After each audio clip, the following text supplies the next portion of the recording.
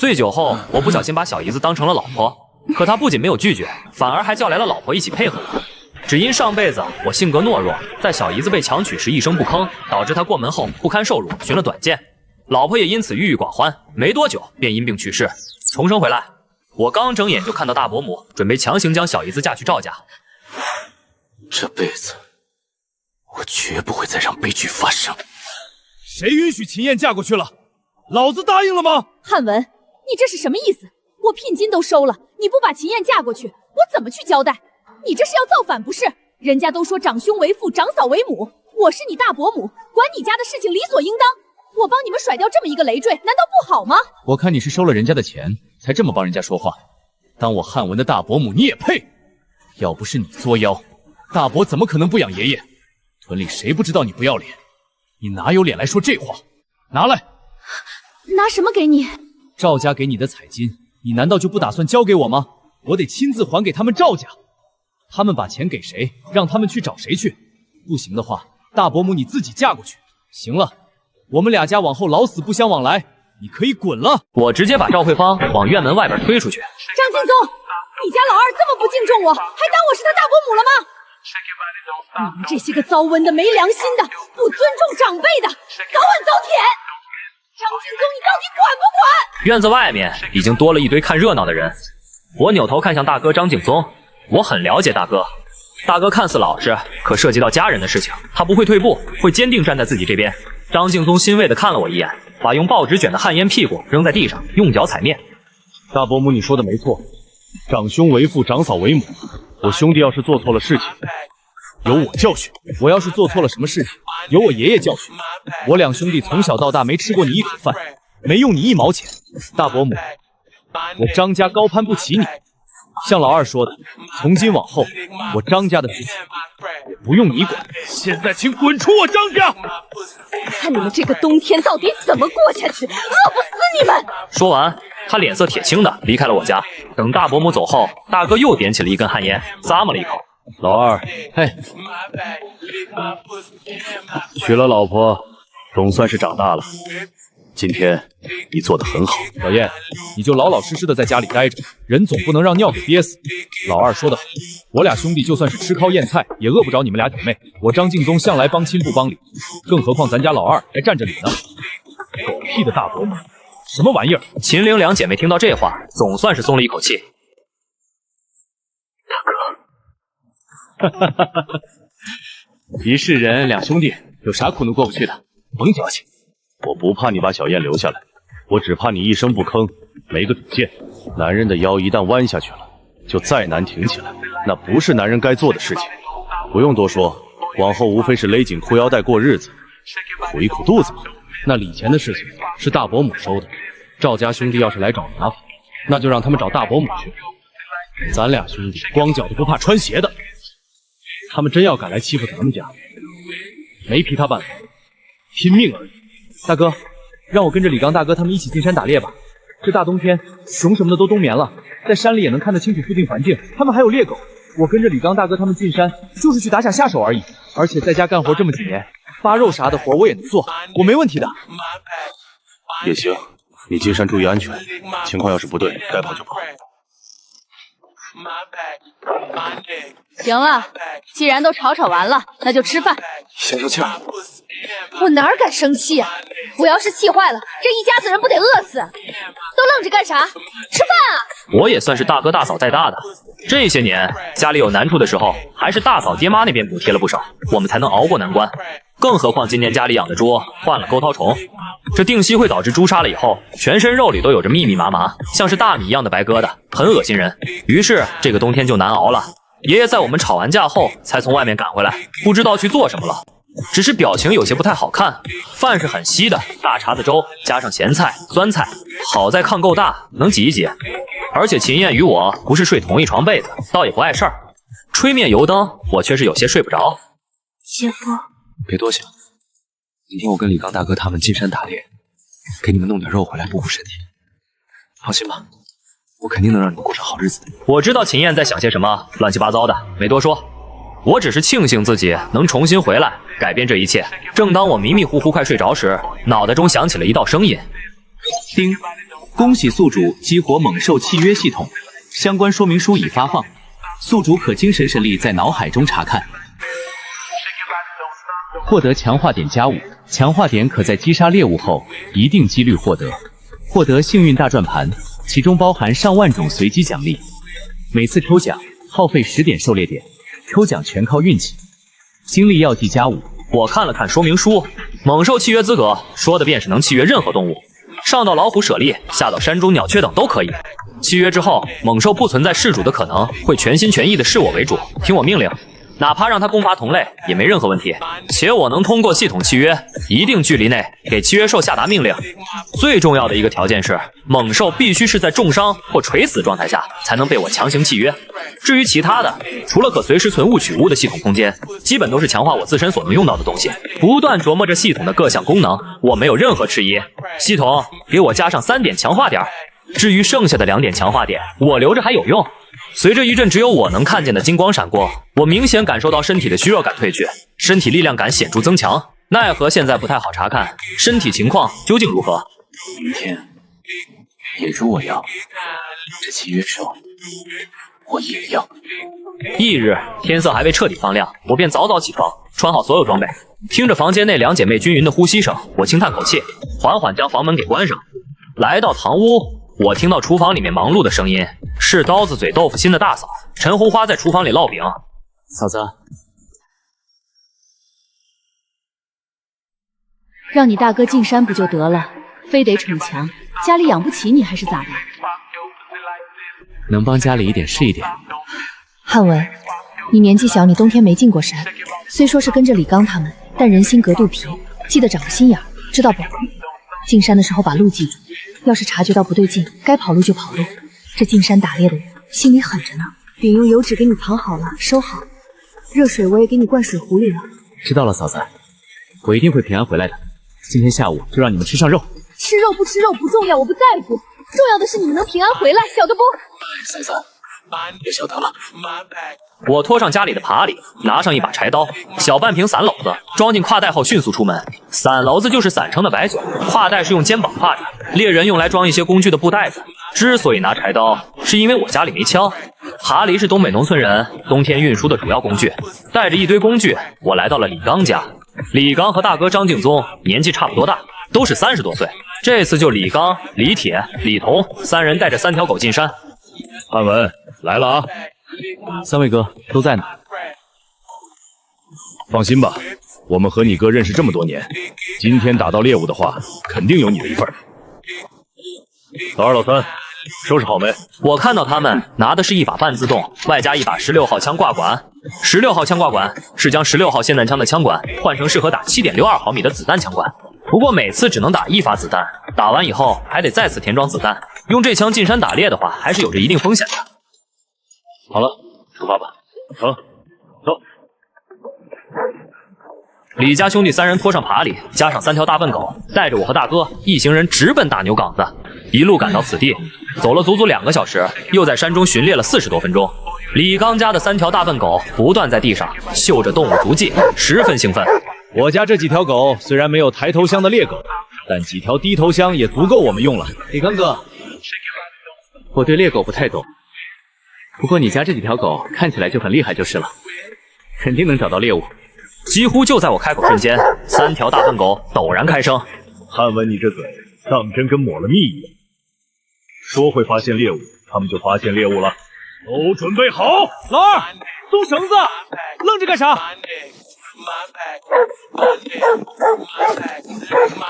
走，快跟上！汉文，你在后面跟着。好。拖着爬犁慢慢跟上，一行4人追逐了半个小时，犬吠山林。远远的，我看到那3条狗定死的野猪，应该是一头200斤出头的隔年陈。等到了第3年，那就成了炮卵子。在其之上，那便是350斤往上的大公猪，叫做大炮卵子。炮卵子和大炮卵子的肉质骚臭，但好歹是肉。在这普通家庭没肉吃的年代，大家还是很乐意吃的。李家这3条狗使劲将那头隔年陈围住，不断拉着。抡上亲刀！老3，你拿枪警戒，免得出现意外。好。大哥，我和你一起上！亲刀是两边都开锋的尖刀，但底部可以蹲上长木棍，用来近距离捅刺野猪，给它放血，后世也叫基友手。猎狗见此，知道主人要动真格的了，迅速朝着野猪扑过去。要控制住野猪，3条狗紧紧拖住。这头隔年沉那么一会儿，两兄弟便赶到，亲刀捅入野猪身体。很快，野猪死去。汉文，会给野猪开膛和收拾野猪下水吧？会的。回答的同时，我心里却是在默默倒计时。截至目前，所有事情发展和前世一模一样。成，老三，你和我一起收拾下。汉文，你把野猪下水收拾了，到时候你再帮着把这100多斤的野猪给拖回去。反正用爬犁拖也轻松，到时候这头野猪的下水都是你的。李刚说着，便和李彤坐在一旁抽烟，神色淡然，嘴脸和进山之前的完全不一样了。他这意思，纯粹就是让我全拿野猪下水。至于野猪肉的话，1斤不给。我看了他们一眼，默默点头，没说话。既然如此，那就别怪我不讲武德了。就是可惜几条狗了。我和李铁开始给这头野猪开膛。冬天野猪刚被打死的时候，如果不及时开膛，外面温度过低，野猪5脏6腑的温度过高，加上各种反应，便会形成臭糖。一旦臭糖，这野猪肉就无法入口了。这时，李家3条狗却是有些躁动的样子。老二，大黄他们反应不对啊。也还行吧，这真要发现啥，他们早就开声了。也是。我一边给李铁帮野猪开膛，注意力却一直放在不远处的荆棘位置。那片荆棘丛把后面的环境视野全部挡住，黑瞎子便会从那个地方而来。3条狗到处嗅着，此时已经开始嗅到了荆棘林丛那边去。刹那间，2道猎狗的惨叫之声响起，一道黑乎乎的身影从那荆棘丛里面钻了出来，猛地挥动2只熊掌，便把2条狗拍飞。锋利的爪子顿时要了他们半条命。最后一条狗也是胆大，居然还想冲上去救其他2条狗。结果这黑熊2只熊掌猛地扒拉住了这条狗，用力一掐，这狗便死得不能再死。黑瞎子发出一道无比惊人的咆哮声，然后猛地小出终于来了！远处雄吼之声震慑人心，我人都木了，大口喘息，手掌死死地握紧柴刀，双腿都有些拔不起来，心脏砰砰砰直跳，仿佛要挺起胸腔。都他妈愣着干啥？老三，开枪啊！慌乱之中，他枪口都不知道飘到哪去了，却走了狗屎运。其中一颗子弹射中了熊瞎子，导致他还没从那荆棘林子里钻出来，便扑通一声倒在地上。也正是因为熊瞎子倒在那荆棘林子之中，我们想上前查看的话，必须得拨弄掉一些荆棘才能钻进去。啊，我不知道啊，我刚才就随便打了几枪，还以为得出事儿，结果那黑瞎子就倒在那荆棘林子里面。我枪法这么神，老大，接下来怎么搞？李刚虽是猎户，但实际上并未打过黑熊这种大型猛兽，不知道补刀的重要性。他觉得那黑熊应该是死了，也或许是不愿意再浪费子弹。汉文，那黑熊已经死了，你去看看。待会儿把这熊瞎子开膛了，给你分点熊肉。你要知道，这熊肉可是好东西，很多达官贵人现在想吃，那都是没得吃的。你要是提个几斤熊肉回去，你大哥不得乐疯啊！加上我们给你的野猪下水，你今天可是赚大了。就是的，汉文，你过去看看，我们歇会儿，待会儿就和你一起把那黑瞎子拖出来。麻溜的，别耽搁了，我们叫你进山来，就是打下水的。现在黑瞎子既然已经死了，就别纠结了，赶紧去吧。李铁说话间，甚至还本能地调转了一下枪口。汉文，你别误会，这枪里面没有子弹，我可不是想威胁你。我知道，有子弹而不补枪，却让我去查探黑瞎子情况，压根儿就没有拿我当人，不在意我的死活。这些畜生，我看了他们一眼，也懒得提醒他们进行补枪的事情。既然不想干，那就都别干了，我会让你们生不如死。我默默拿着柴刀往前踱步而去。我知道这头黑瞎子还没死，但枪击之下必是重创。系统是否可以契约这头重伤的熊瞎子？检测到重伤黑熊，当前此黑熊已满足契约条件，但受伤很重。宿主是否确定花费1次契约条件来契约此黑熊？提醒：此熊已被重创，契约资格十分难得，请宿主慎重选择。确定。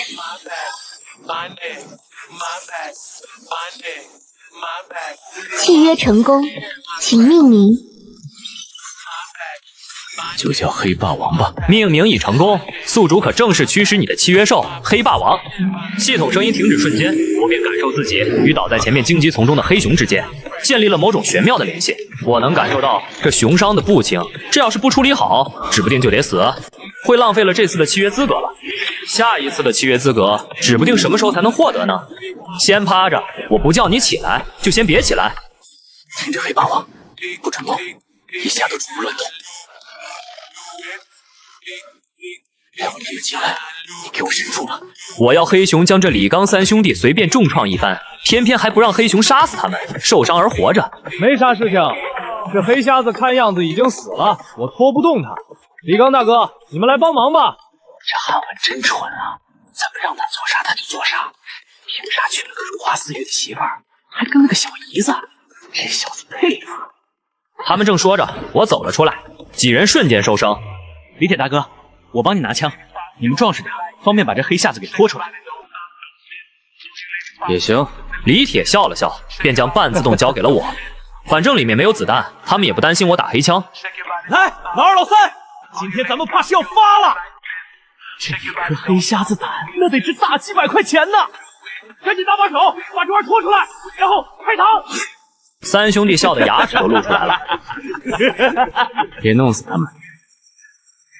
几乎在我下达命令下一刻，黑霸王咆哮一声，翻身而起。李家三兄弟浑身一个激灵，黑霸王却没给他们反应时间，熊掌朝他们猛地一捞。李铁反应最快，往后迅速退了几步。老三，我是你大爷！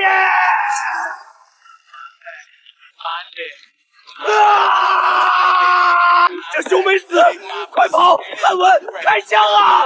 这枪里面没子弹啊！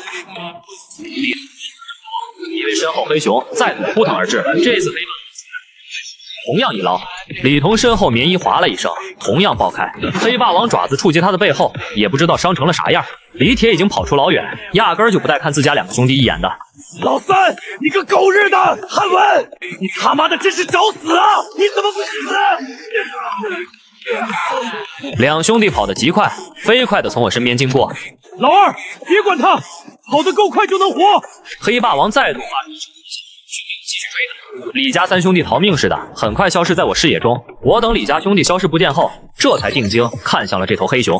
这黑熊是头公熊，大概350斤。最近天降大雪后，它似乎是还没找到合适的冬眠场所，因此没有入眠。找不到吃的，很饿，又被李刚他们打死野猪的血腥味吸引而来，引发了之前的一系列事故。黑熊一屁股坐在地上，大口喘息，精神很快萎靡下来。刚才的动作又让这黑熊流了更多的血出来。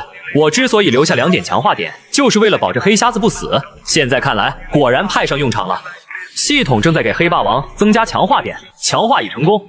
肉眼可见的，我看到黑霸王的精神状态好了很多。你能自己掏出来你腹部的那颗子弹吗？黑霸王不会说话，但有系统在，他天然能理解我的意思。系统也将他的灵智提升了不少。他向我摇头，示意他取不出来。别愣着了，出发，进山救人！各位屯里屯亲、大哥叔伯们，多谢！有什么问题路上问兴国，他已经了解的差不多了。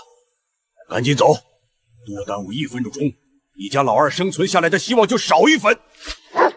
走。按照李家兄弟的说法，他们在山里打猎的时候打了一头野猪，他们说3条猎狗当场就没了，哥3个拼了命想拽走老二，结果说你家老二像被吓傻了，拖不动，他们怕全折里头才撤出来的。不管真假，等我把老二接回来，自见分晓。张兴国一听就知道张敬宗不会善罢甘休，却也有些无可奈何。不管李家兄弟受伤再怎么严重，他们3人毕竟都活下来了，而我却留在山里了。是个正常人都知道，这里面肯定有所猫腻。一群民兵队冒着凛冽寒风，于这冰天雪地中疾驰，视线已经看不到太远，一群人都冻得哆哆嗦嗦的，却没人发出怨言。只不过很多人心里已经给我判了死刑。一个毫无经验的猎户，不可能从黑瞎子爪子中活下来的。走了1个多小时，大概1半路程，冰天雪地中，九爷牵着的大黄突然汪汪大叫起来，有那么几分兴奋。九爷抬头朝前望去，只见几百米外出现一道缓慢朝他们前进的身影。所有人都往前方看去，但因为距离太远，他们看不真切，都有些面面相觑。注意警戒！是老二，一定是老二！你小子！我远远的看到一堆人冲自己这边走来，还有狗叫声响起，愣了一下，有些猜测，却又不太敢确定。大哥！是老二，是老二，真是老二！九爷，我咋有点看不懂这情况了呢？别说你看不懂，我这老头子也看不懂啊！一个毛头小子怎么可能从黑瞎子手底下逃命？走，去看看！他们迅速跟在张敬宗身后，接近我。老二，你没事吧？张敬宗接近，见真的是我，整个人紧绷的身体瞬间就松弛了下来，眼里只有我的安危，甚至都没注意我拖着的爬犁上的野猪。没受伤吧？哥，我没事，我活下来了。好，活下来就好。他和陈红花将我从小拉扯大，说是兄弟，其实更像是父亲。真活着，这小子命是真硬啊！哪怕九爷也都想不明白，这到底是咋回事？哥，我打了一头野猪回来，你看，是头隔年陈，咱们家有肉吃了。这不是李家兄弟打的野猪吗？李家兄弟不是人，一开始的确是打了一头野猪，但这头野猪都是我一个人扒的。他们说让我扒完了野猪，到时候野猪下水啥的全都给我。结果刚扒好野猪没一会儿，就冒出来一头熊，将李家兄弟那3条狗全都扑腾死了。李家老三运气好，一枪将那黑瞎子放倒了。结果他们为了省那1颗子弹，都不晓得补枪，就让我去查看那熊瞎子啥情况。这李家兄弟找死吗？不确定生死就让人去查探，不知道黑瞎子会装死吗？蠢货，真是蠢货！老爷子，您这是在骂我吗？你不是打猎的，我没说你。我运气好，过去看了下，那熊瞎子居然没扑腾我，我就准备继续去处理野猪肉。结果李刚他们就欢天喜地的要将那熊瞎子从荆棘丛里拖出来，哪知道那熊突然就翻身过来对他们动手，然后李刚和李彤大哥就受伤了，转身就跑，尤其是李铁大哥跑得贼拉快，把李刚大哥他们都甩得远远的。李刚大哥他们跑的时候还说他们不用跑得最快，只要跑得比我快就能活。全拿猪下水我也就不说什么了，毕竟老二就出了点力，但既然把黑瞎子干趴下了，接着也就1颗子弹补枪的事情，非得让我家老二去看看死没死，这不就是在存心害人吗？还有，他们回屯子说的话，把他们自己都说成好人，反倒把我家老二说成蠢货，这做的是人事，说的是人话吗？他们这是害命，他们还是人吗？此仇不共戴天！张敬宗都有拿刀冲进李家，把李家兄弟全都剁了的冲动。敬宗，你放心，这件事情我肯定会给你们一个公道。他们这事做的的确太不地道了。就是，这李家兄弟之前看着还行，没想到居然是这种人，还全给猪下水，这还是一个屯的人吗？我之前还可怜他们，没想到这李家兄弟人面兽心啊！得亏汉文安全回来了，不然真就死得不明不白了。先回去，回去再找他们麻烦。他们这事儿做的忒不地道了。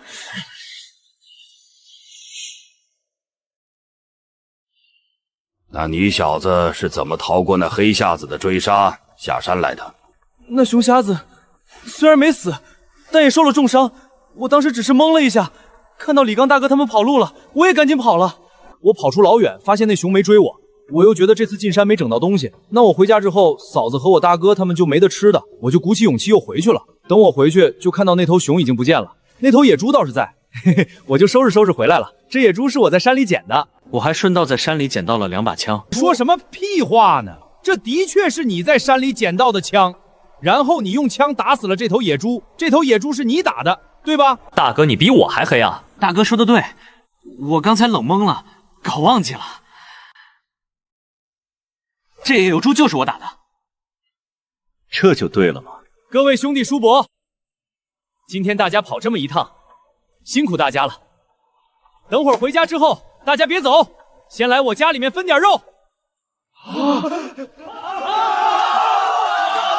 这肉不多，但每个人1两斤，还是能分到的。大哥这是想用几十斤野猪肉，把这些人都拉到自家这边阵营来呢。大哥真厉害啊！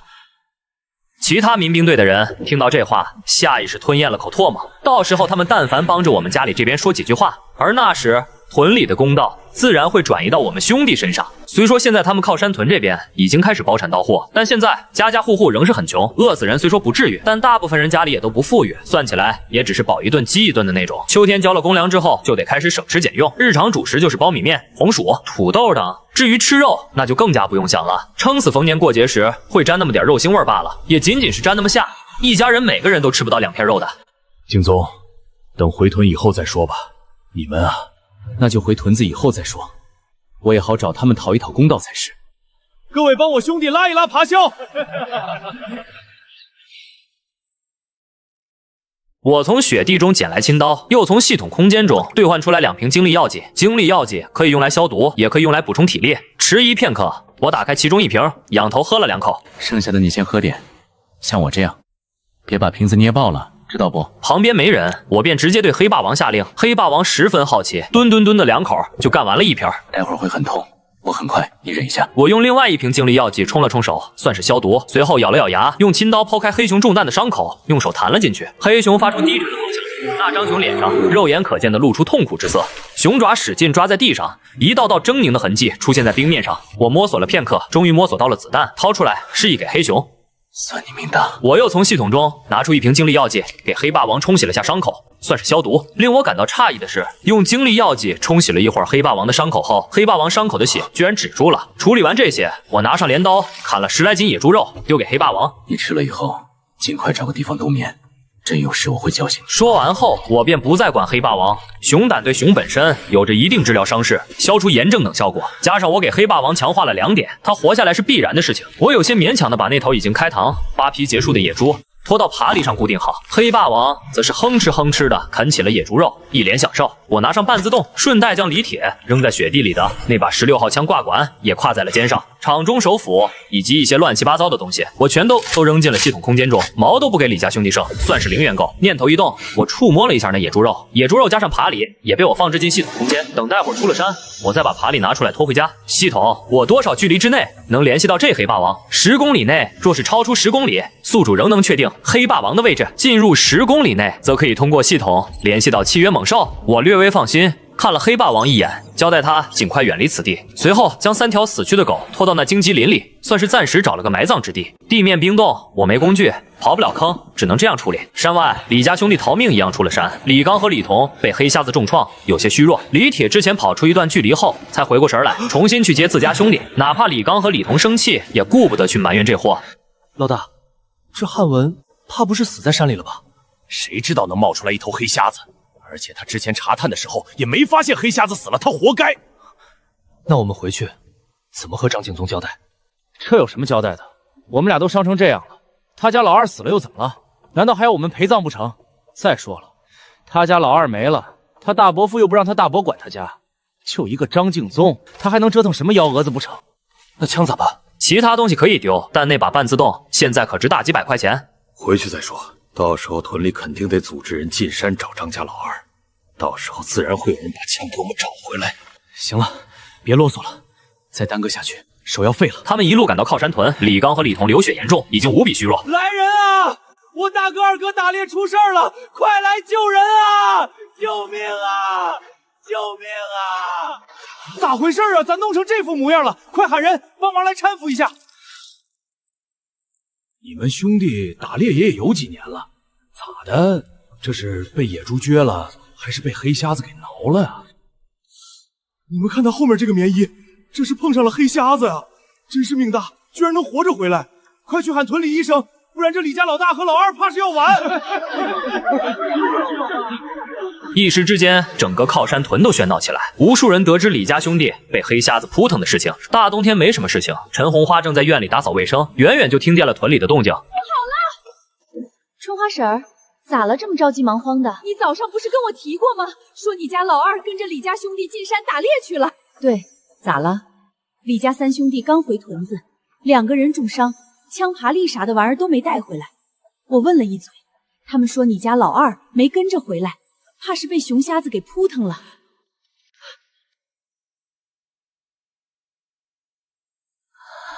爷爷张开山呆在原地，脸色瞬间惨白。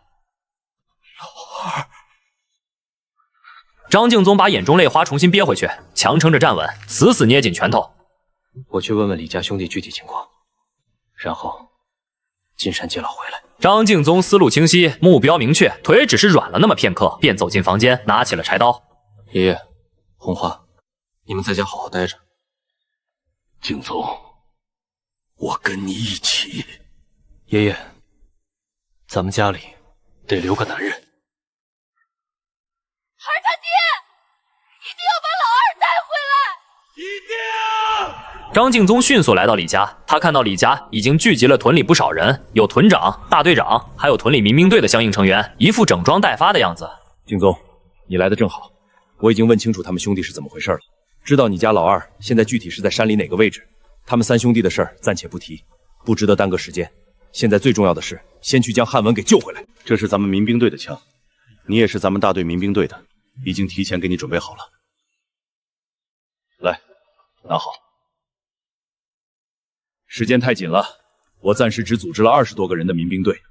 不过我叫了你九爷来领队，你知道的，他是咱们屯里的老猎户，以前也是民兵队的。进山有你九爷，我们就能保证安危。张敬宗看向九爷，九爷手里只牵了一条狗，那狗是东北本地的大笨狗，被养的是壮硕，有70来斤的样子。这狗叫大黄，战绩彪炳。大黄的主人九爷也是靠山屯第一炮手，而所谓炮手，便是10里8屯打猎第一人。不过九爷如今上了年纪，已经很少进山了。去你家里拿一件你家老二这2天穿的衣服，没洗的那种，里面的衣服或者外面的都行。张敬宗一怔，然后猛地点点头，跑回家。随后很快又赶回来，当即有人过来帮他们拖爬犁往回走。张敬宗拉着我往后走了一段距离，避免其他人听到我们俩的聊天，顺带帮我挎了一把16号枪挂管，问道：“子弹都下了吧？”“子弹全都下了，不会走火的。”“大哥，你有啥话就问吧。”“老二，你刚才说的都是真的？”“对，都是真的，没有假话。李刚他们的确是这么做，这群狗娘养的，我把他们当朋友，他们拿我兄弟当耗材是吧？早晚弄死他们！”“这枪是他们兄弟3的，你这是想昧一把枪？”“我没想到大哥居然看得透透的，是想昧一把，到时候也好进山打猎，咱们家这个冬天也好挨过去。不过我估计够呛。”“事在人为嘛，他们不做的这么过分，我还不好整。行了，这个事情交给你哥我就是。做错了事，总得付出一些代价。”“哥，这一把枪几百块呢，你能整到？李家兄弟能同意？”“你不用管，到时候我试试，不行的话，大伯家里还有。”“那把枪是以前爷爷的，不过大伯他们后来把枪借过去以后就没还回来。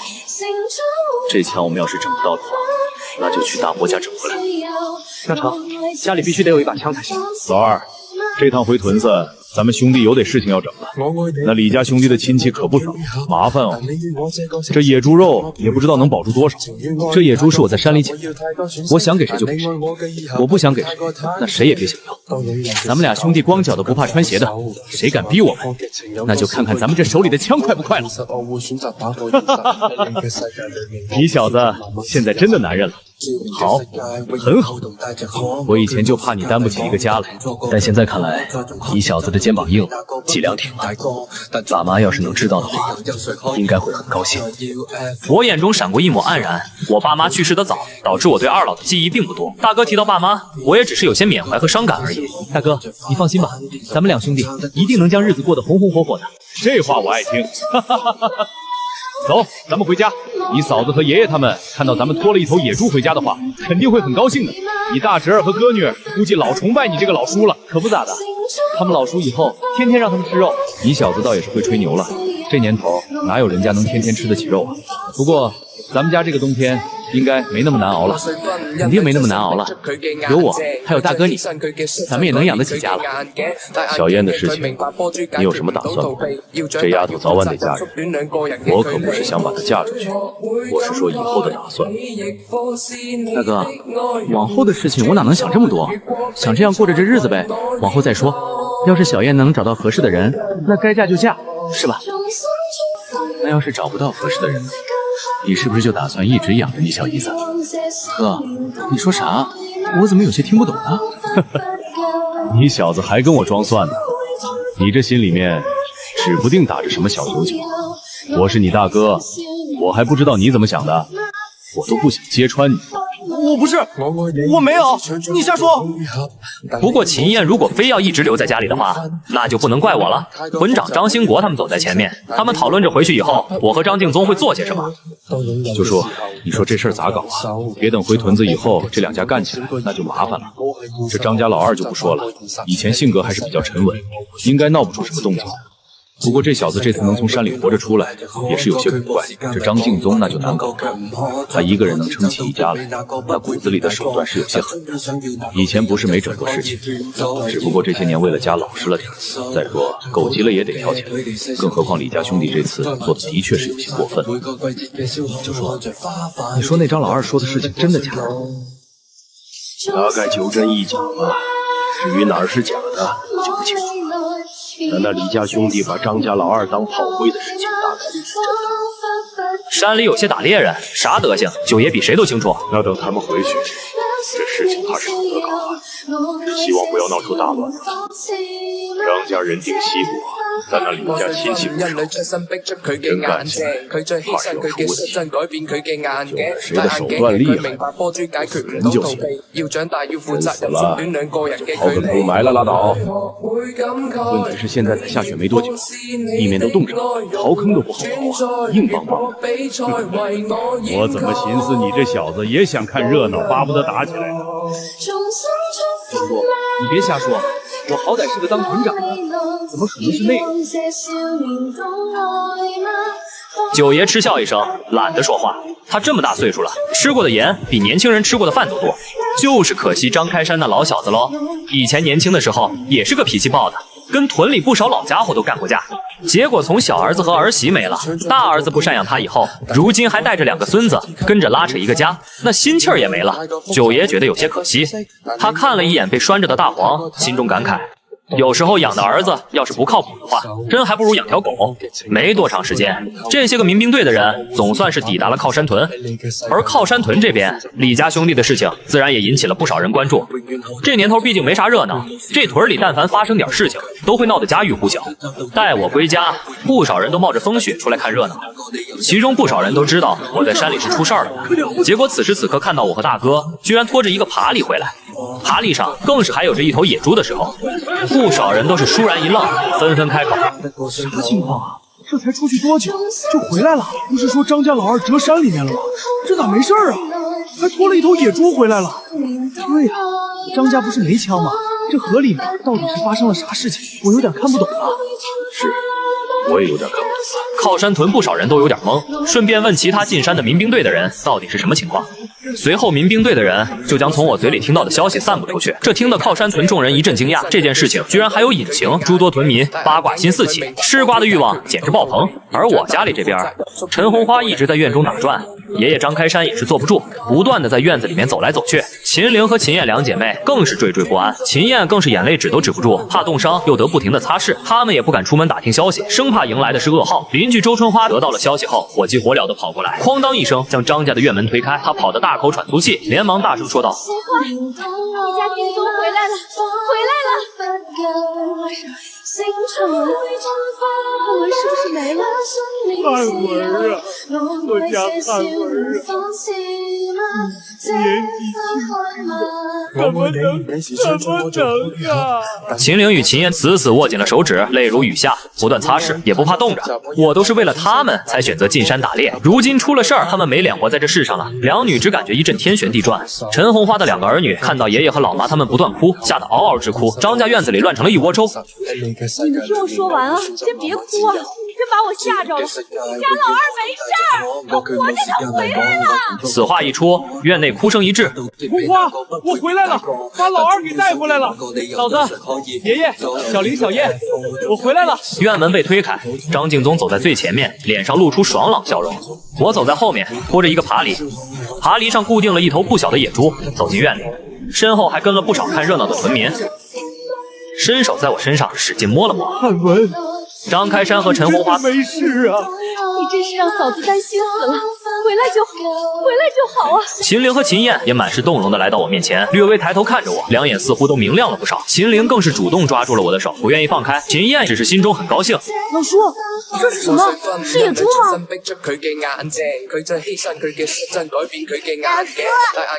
天干什么去了呀？老叔厉害吧？今天咱们家能吃肉喽！老叔就是厉害，手拿把掐的。老二，这野猪是咋回事？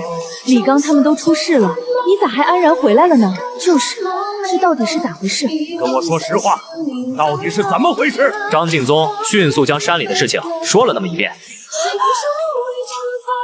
张开山听得眼珠子一红，木烟杆直接扔在了地上。王八犊子，坑害我孙子！老子今天非得砍了他们，反正我老头子也没用了，1换3，纯赚！爷爷，干啥？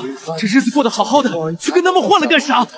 你别管这个事情，我和大哥有些想法。张开山处于暴怒之中，而这时候，之前跟着张敬宗进山去救人的民兵队成员则是来了。这是张敬宗和我特意喊过来的成员。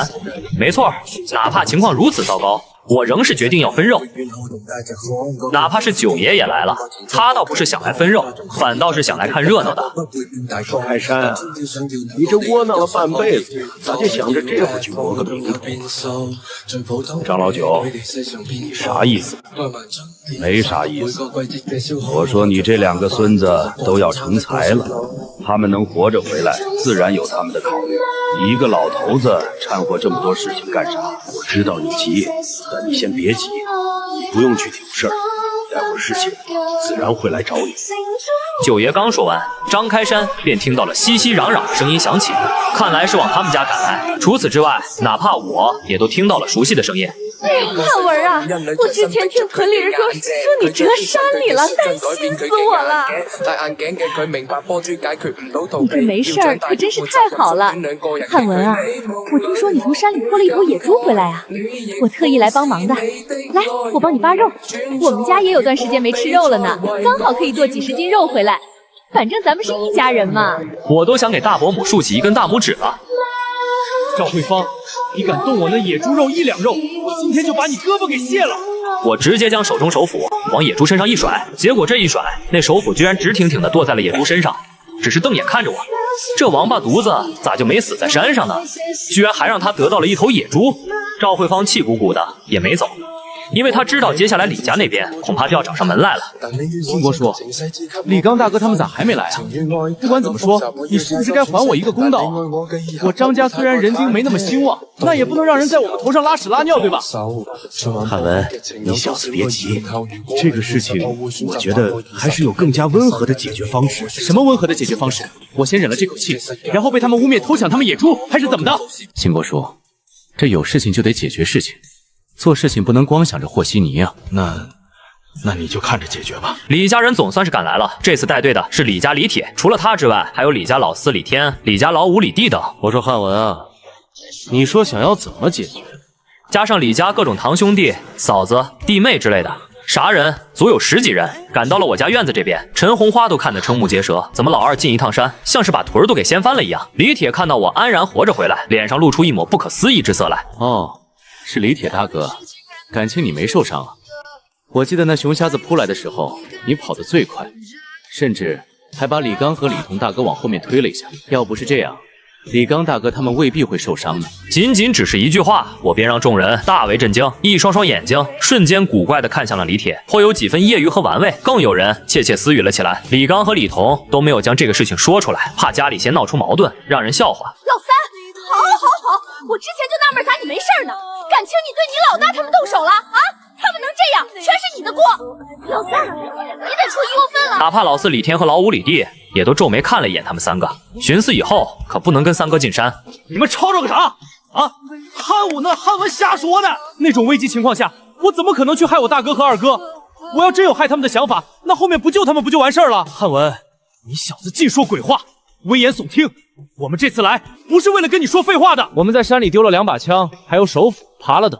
我看东西都在你家院子里面，那你应该已经帮我们捡回来了吧？另外，这头野猪是我们兄弟的，那么按照之前的约定，所有野猪下水都归你。这野猪肉我们是要拖回去的。最重要的一件事情，那头熊瞎子当时已经中枪了，后来既然没扑腾死你，那请你告诉我，那头熊瞎子最后死了没？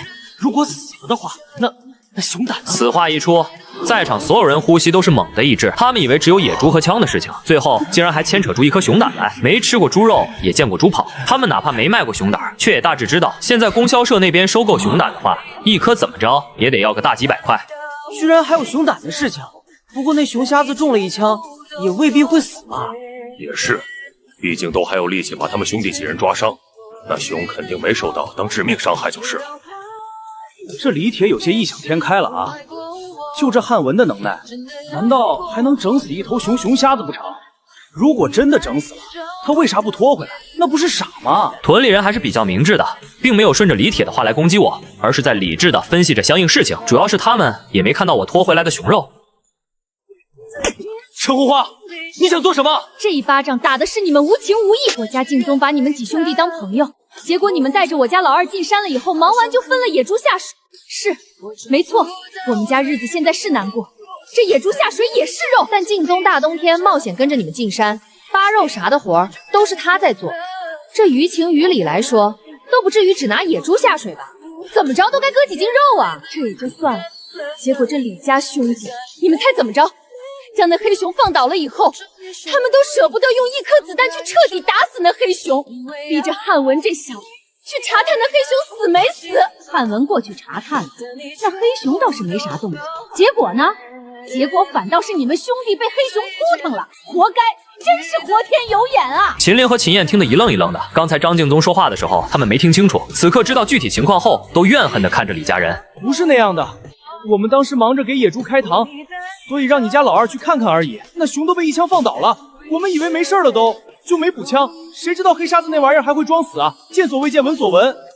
他这看似在解释，只是那表情却坐实了他们差点把我害死的事实。靠山屯的人听得一愣一愣的，没想到还有这档子事儿，顿时看向李铁的眼神都不一样了。汉文，你愣着干啥？你解释解释啊！我知道你急，但你别急，事实就是我大嫂说的那样。而且你们跑的时候，不知道是谁还说了，不一定得跑得多快，但只需要跑得有我快就行了，对吧？幸好我命足够大，那黑瞎子把你们吓跑之后，他自己也就跑了。不过他跑的时候，把你们打的那头野猪也拖走了，力气是真的大呀。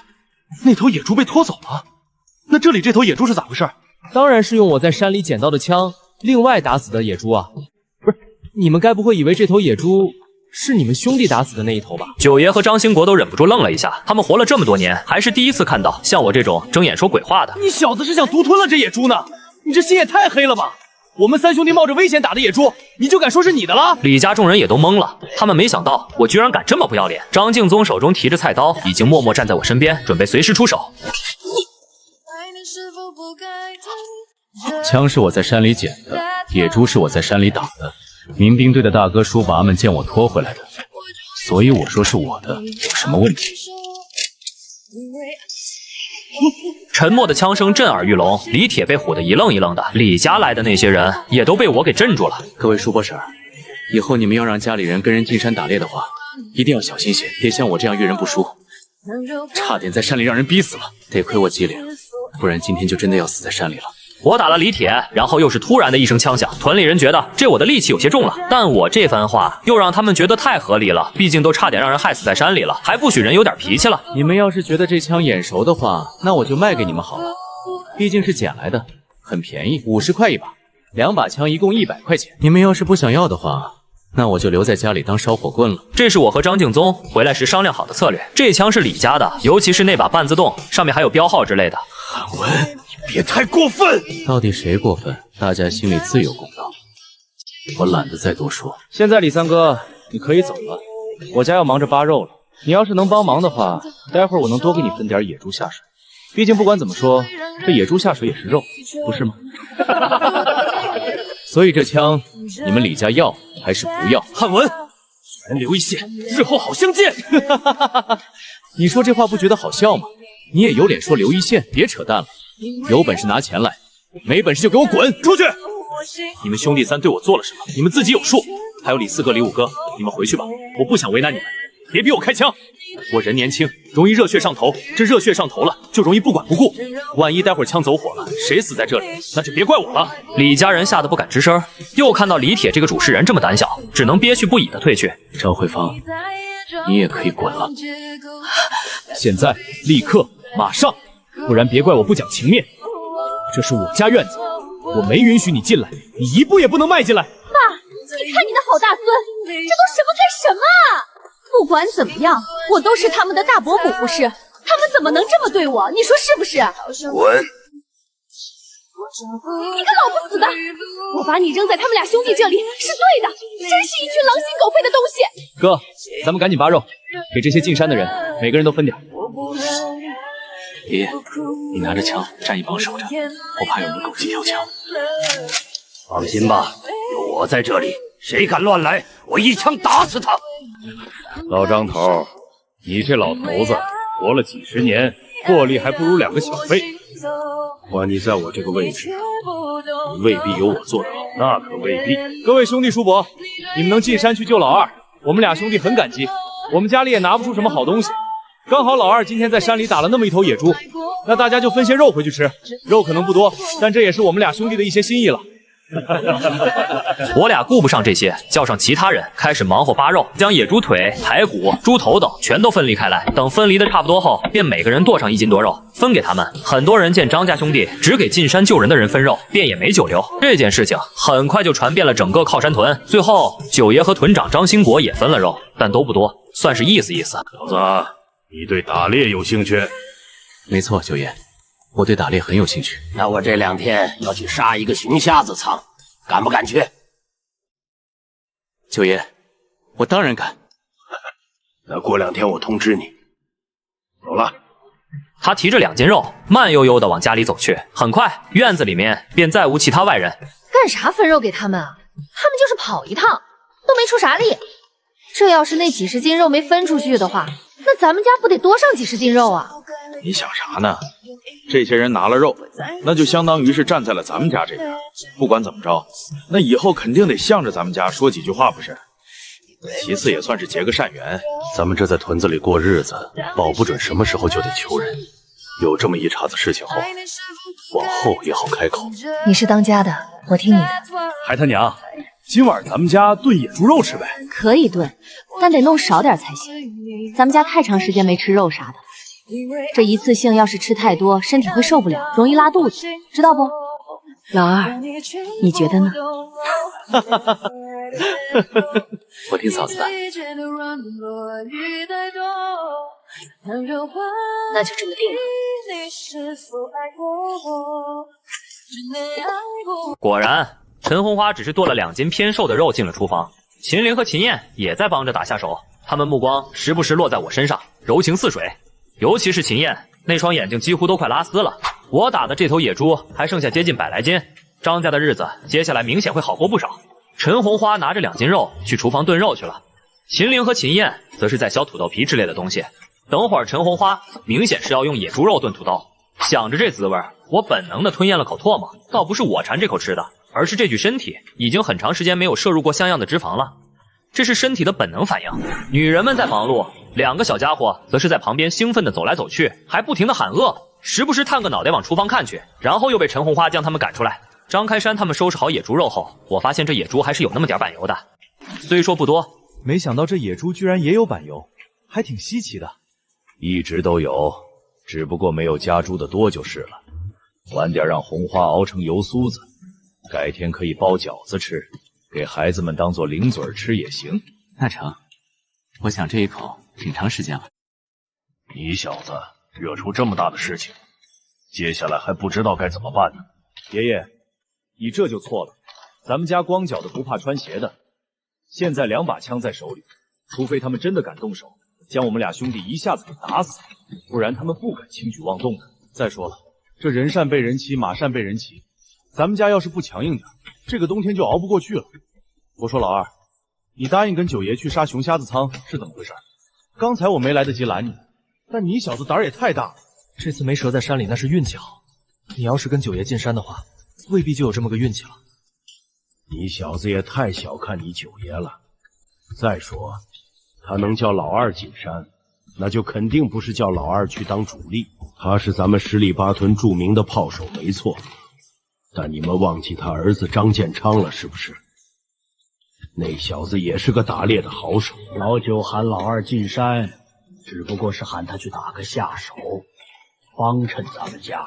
张敬宗听爷爷这么说，也是轻轻松了口气，不是让老二去送死就行。现在他听到进山打猎，心里面都快有阴影了。很快，我们爷儿仨便将其他的野猪肉搬到地窖去存放着。没多长时间，饭菜做好，今天的主食不再是稀粥，而是苞米饼，菜则是一些咸菜，外加上一大盆的土豆、胡萝卜啥的炖野猪肉。野猪肉只有2斤，但土豆啥的大概能有个5、6斤的样子。这看得我嘴角疯狂抽动。大嫂持家没错，但这也太持家了吧！我这不是舍不得，是担心你们吃太多，肠胃受不了。嫂子，我懂，你是怕我们太久没吃好吃的，这肉要是吃多了，晚上容易拉肚子。不严重还好，严重了那就麻烦了。对，就是这个道理。这都在桌上要吃饭了，你们说这些干什么？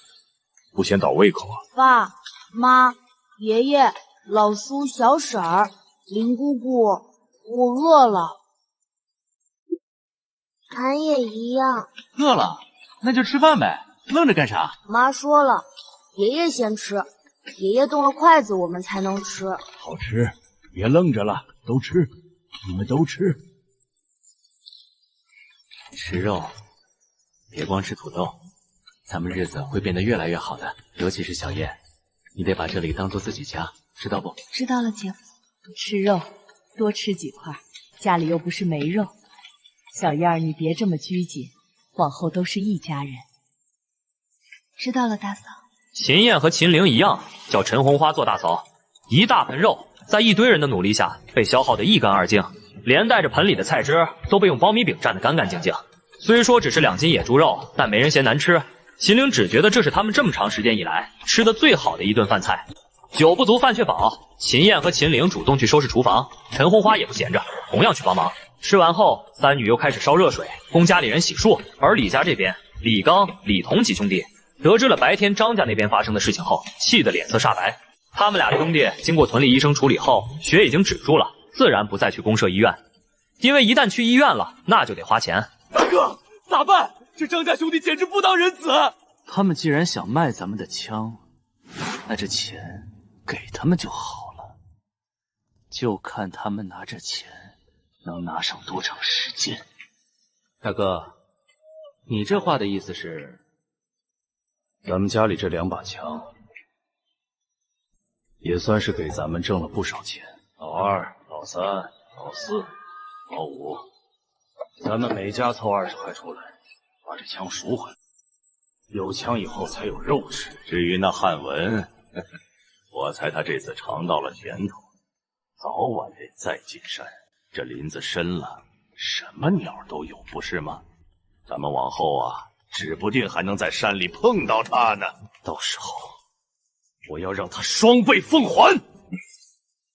把钱凑齐，让兴国叔给张家送钱过去，然后把枪带回来。李刚眼中闪过一抹狠辣之色。他和我没有仇的时候，都能将我当做耗材使用。如今2家恩断义绝，已经是死仇，那往后在山里遇到，那就看谁先死好了。天色刚黑没多长时间，屯长张兴国便冒着寒风来到了张家，敲响了院门。张开山已经带着2个小家伙睡觉，张敬宗和我却是准备再聊一些什么，刚好看到张兴国前来。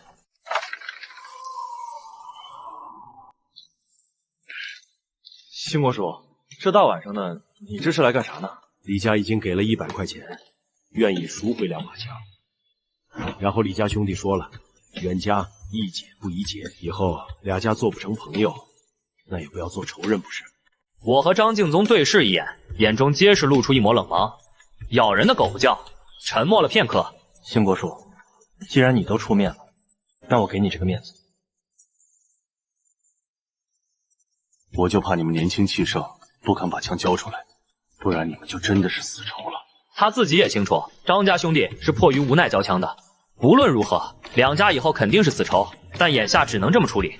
至于往后会发生什么事儿，那就是以后的事情了。他张兴国也管不了那么多。很快，张敬宗将2把枪拿出来，交给了张兴国。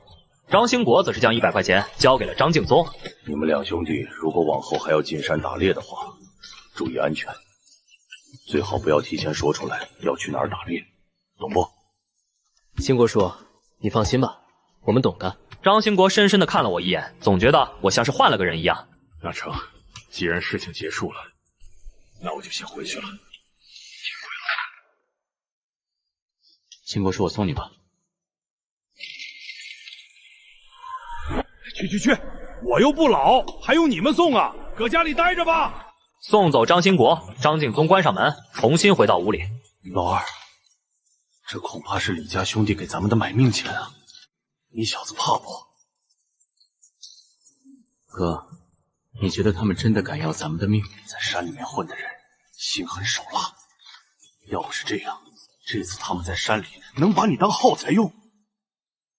估摸着也就李家老四和老五好上一点，李老大和李老二就不是个东西。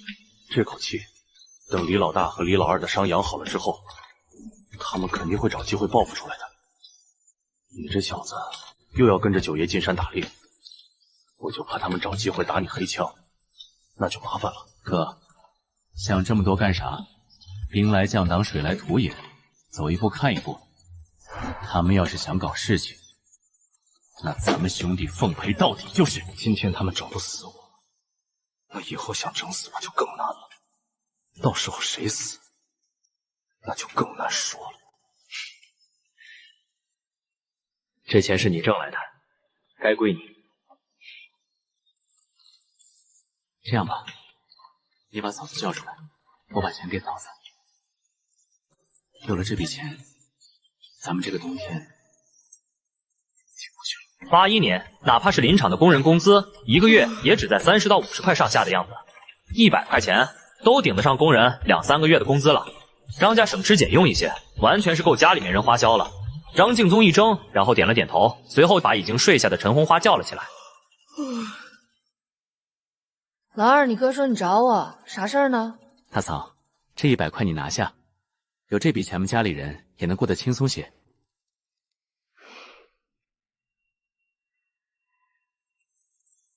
你好歹已经结婚，手上多少得拿些钱。嫂子，我一个大男的要什么钱啊？有钱我也不知道买什么。